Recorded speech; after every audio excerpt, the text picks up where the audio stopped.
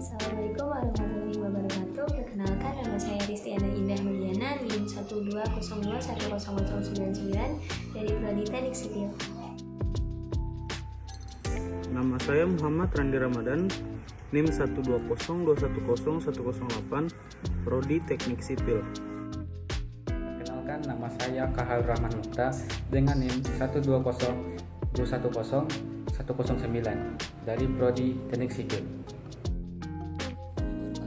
Perkenalkan, nama saya Sultan Azizami, NIM 120210116 dari Prodi Teknik Sipil. Perkenalkan, nama saya Leviana Restingjaya, NIM 120300035, Prodi Teknik Kelautan. Apa itu motor listrik sederhana? Motor listrik sederhana merupakan sebuah perangkat elektromagnetis yang mengubah energi listrik menjadi energi mekanik.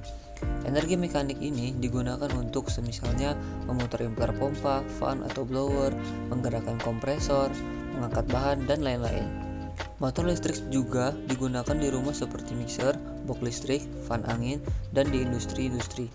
Motor listrik kadangkala disebut kuda kerjanya industri, dikarenakan bahwa motor-motor menggunakan sekitar 70% beban listrik total di industri. Dalam motor listrik, sistem kontrol merupakan salah satu elemen penting yang berfungsi untuk mengontrol, memonitor, dan menganalisa laju dan gerak motor listrik.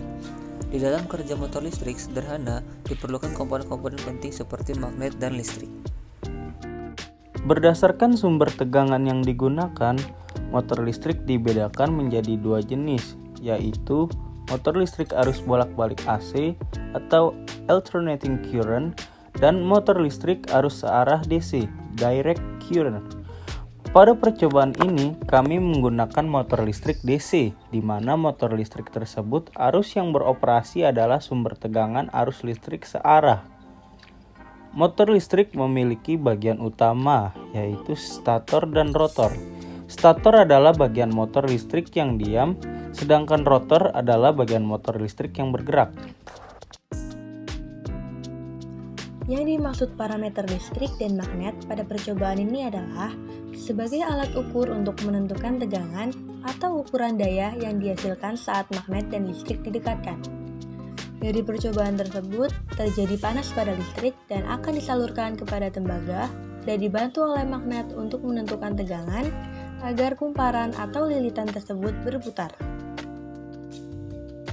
Motor listrik sederhana merupakan alat perangkat elektromagnetik yang mengubah energi listrik menjadi mekanik.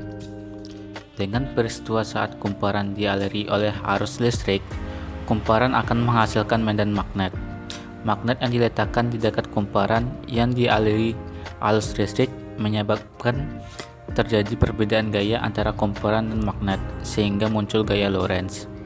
Berdasarkan hasil percobaan tersebut, menunjukkan bahwa kaut penghantar yang dialiri arus listrik dapat menghasilkan medan magnet.